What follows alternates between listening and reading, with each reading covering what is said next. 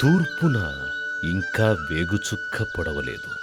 చుట్టూ చీకటి ప్రవాహం పరుచుకొని ఉన్న ఒక వ్యక్తి మాత్రం తన గదిలో అతి నిశ్శబ్దంగా తన పనిలో తాను లీనమై ఉంటారు. ఎండ కాచిన, వాన కురిసిన, పగలైన, రాత్రైన, ప్రతిరోజు ప్రతి క్షణం విరామమెరుగక పరిశ్రమించే ఆ నిరంతర శ్రామికుడు, సైనికుడు, స్వాప్నికుడు రామోజీరావు. భారతీయ పత్రికా రంగంలో ఎన్నో విప్లవాలకు శ్రీకారం చుట్టిన ఈనాడు దినపత్రికకు ఆయనే చీఫ్ ఎడిటర్. అతిపెద్ద టెలివిజన్ నెట్వర్క్ ఈటీవీకి, దేశంలోని అతిపెద్ద చిట్ ఫండ్ సంస్థ మార్గదర్శికి, ఇంకా ఎన్నో గ్రూప్ సంస్థలకి ఆయనే చైర్మన్. తెలుగు, తమిళం, కన్నడ, హిందీ, మరాఠీ, బెంగాలీ, ఇంగ్లీష్ భాషల్లో చిత్రాలను నిర్మించి ఎన్నో సంచలనాలను సృష్టించిన ఉషా కిరణ్ మూవీస్ సంస్థకి, ప్రపంచ సినీ రంగానికే తలమానికంగా నిలచి గిన్నిస్ బుక్లో స్థానం సంపాదించిన రామోజీ ఫిల్మ్ సిటీకి, దేశ విదేశాల్లో ప్రాచుర్యం పొందిన ప్రియా ఫుడ్స్కి ఆయనే అధినేత. సినిమా మానవ జీవితానికి అద్దం పట్టాలి, మంచి వినోదానికి అర్థం చెప్పాలి అని నమ్మే రామోజీరావు జీవన ప్రయాణాన్ని పరికిస్తే అది కూడా ఒక సినిమా కథే అవుతుంది. ప్రతి మలుపులో, ప్రతి మజిలీలో అడుగడుగునా ఆశ్చర్యాలే, అణువణువున అద్భుతాలే. అది 1936వ సంవత్సరం నవంబర్ 16వ తేదీ ఆంధ్రప్రదేశ్లో కృష్ణా నదీ తీర ప్రాంతంలోని పెదపారుపూడి అనే ఓ కుగ్రామం. ఈ పల్లె ఒడిలోనే అతి సాధారణమైన ఓ రైతు కుటుంబంలో జన్మించారు రామోజీరావు. ఓ చిన్న పెంకుటిల్లే ఆయన పుట్టినిల్లు. తండ్రి వెంకట సుబ్బారావు మట్టిని నమ్ముకున్న మనిషి, మట్టి వాసనలోని మాధుర్యం తెలిసిన మనిషి. తల్లి వెంకట సుబ్బమ్మ. సంప్రదాయం ఆమెకి ఆరో ప్రాణం. పెదపారుపూడిలోని ఓ చిన్ని పాఠశాలే ఆయనకు ఆలు నేర్పింది. ఆయన ఆటలకు, అల్లర్లకు సాక్ష్యంగా నిలిచింది. మళ్లీ పై చదువుల కోసం పక్కనే ఉన్న గుడివాడకి వెళ్ళక తప్పలేదు. ప్రతిరోజు 6 మైళ్లు కాలినడకన వెళ్లడం రావడం. గుడివాడ మున్సిపల్ హైస్కూల్లో చదువు పూర్తయ్యే వరకు ఈ ప్రయాస తప్పలేదు. సైకిల్ కొనుక్కోవడం కూడా ఆ రైతు కుటుంబానికి ఒక భారమే. చివరికి కాలేజీలో చేరిన తరువాత అతి కష్టం మీద ఒక పాత సైకిల్ కొనుక్కోగలిగారు. దాని ఖరీదు 200 రూపాయలు. బురద నిండిన గట్ల మీద పాత సైకిల్తో కొత్త కాలేజీకి ప్రయాణం. గుడివాడ కాలేజీలో చదువుకుంటూ నాగటి చాళ్లలోంచి నాగరిక ప్రపంచాన్ని అధ్యయనం చేసేవారు రామోజీ. క్లాసు పుస్తకాల కన్నా విజ్ఞానాన్ని నేర్పే సాహిత్యం కోసమే తపన పడేవారు. తల్లి ఆయన్ని డాక్టర్ కోర్సు చేయమని చెప్పింది. ఆ అవకాశము సిద్ధంగా ఉంది. అయినా ఆయన కాదనుకున్నారు. గుండెల నిండా ఈ చదువుల్ని మించినదేదో సాధించాలి అన్న అలజడి. కానీ కుటుంబ ఆర్థిక పరిస్థితులు ఆలోచనలకు కళ్యాలు వేశాయి. తప్పనిసరి పుట్టిన ఊరిని, నేలని, గాలిని వదిలి ఉద్యోగం కోసం దేశ రాజధానికి ప్రయాణమయ్యారు. ఢిల్లీ. విభిన్న సంస్కృతుల కేంద్రమైన హస్తినాపురంలో ఓ అడ్వర్టైజింగ్ ఏజెన్సీలో అసిస్టెంట్గా ఉద్యోగంలో చేరారు రామోజీ. అప్పుడాయన జీతం అక్షరాల నెలకి 150 రూపాయలు మాత్రమే. చాలీ చాలని ఆదాయం. అయినా దరికి చేరని నిరుత్సాహం. ఖాళీ దొరికితే చాలు కేర్ ఆఫ్ బ్రిటిష్ లైబ్రరీ, మళ్లీ పుస్తక పఠనం, అంతరంగ మథనం. పత్రికా రంగం పట్ల, చిత్ర పరిశ్రమ పట్ల తీవ్రమైన ఆసక్తికి, అనురక్తికి బీజం పడింది అక్కడే. ఆ సమయంలోనే అమెరికా వెళ్లే ఓ అద్భుత అవకాశం ఆయన్ను వెతుక్కుంటూ వచ్చింది. సరిగ్గా అప్పుడే కుటుంబంలో కొన్ని సమస్యలు తలెత్తాయి. అమెరికానా, అయిన వాళ్ళ అన్న ప్రశ్న రాగానే ఒక్క క్షణం కూడా ఆలోచించకుండా జననికి, జన్మభూమికి విలువనిచ్చి వెనక్కి తిరిగి వచ్చారు ఆయన. కథ మళ్లీ మొదటికొచ్చింది. అయినా అదే ఆత్మస్థైర్యం, సడలని విశ్వాసం. పల్లెటూళ్ళలో ఉన్న కొద్ది పొలాన్ని అమ్మి ఆ డబ్బుతో హైదరాబాద్ చేరుకున్నారు. 1962వ సంవత్సరంలో 80 రూపాయల అద్దెతో 2 గదుల ఓ పాతకాలపు ఇంట్లో మార్గదర్శి చిట్ ఫండ్ని ప్రారంభించారు రామోజీరావు. ఆయన కార్యదీక్షే ధనంగా, ఇంధనంగా క్రమక్రమంగా పెరిగింది వ్యాపారం. ఈరోజు దేశంలోని అగ్రగామి చిట్ ఫండ్ సంస్థగా విస్తరించి 4 రాష్ట్రాలలో 113 శాఖలతో దాదాపు 10,000 కోట్ల రూపాయల టర్నోవర్తో అలరారుతోంది మార్గదర్శి.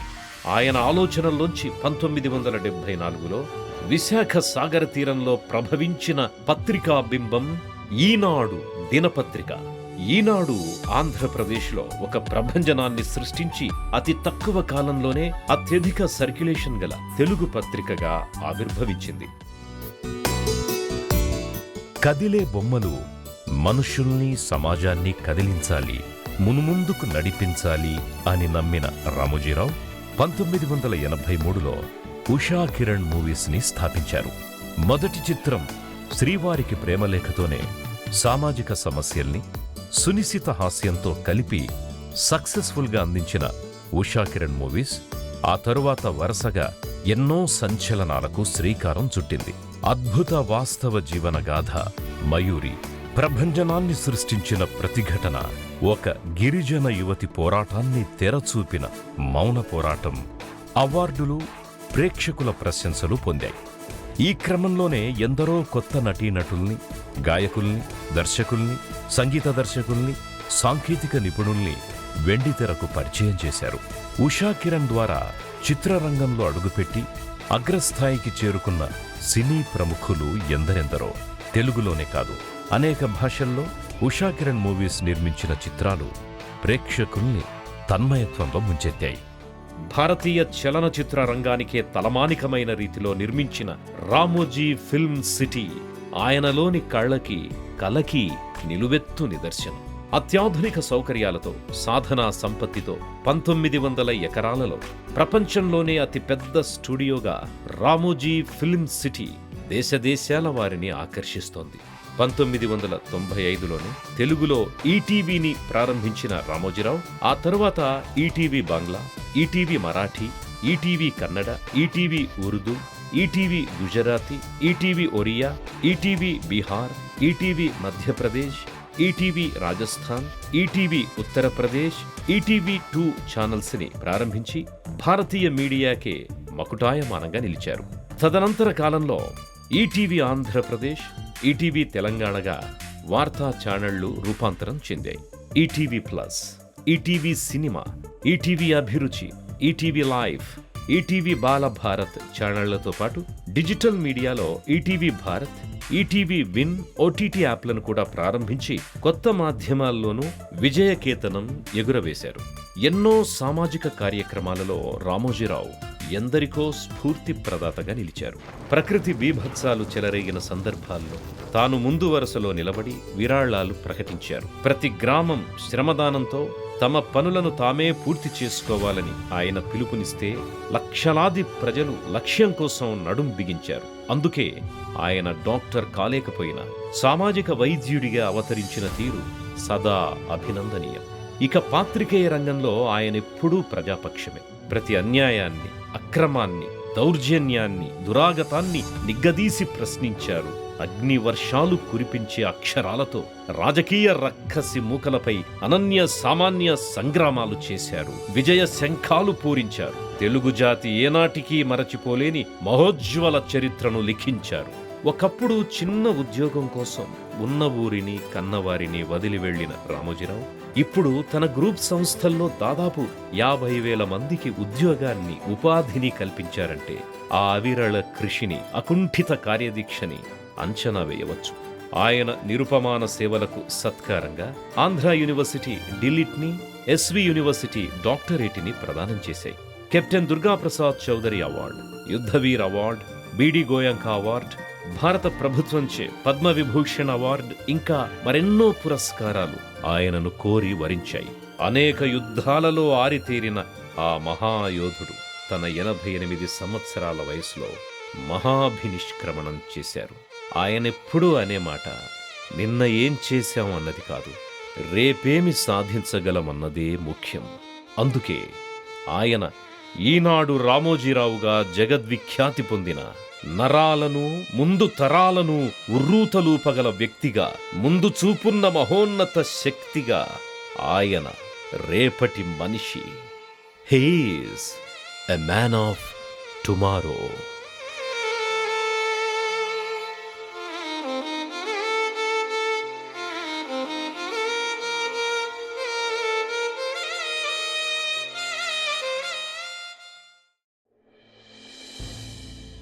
నా జీవన గగనంలో మబ్బులు ముసురుకుంటున్నాయి.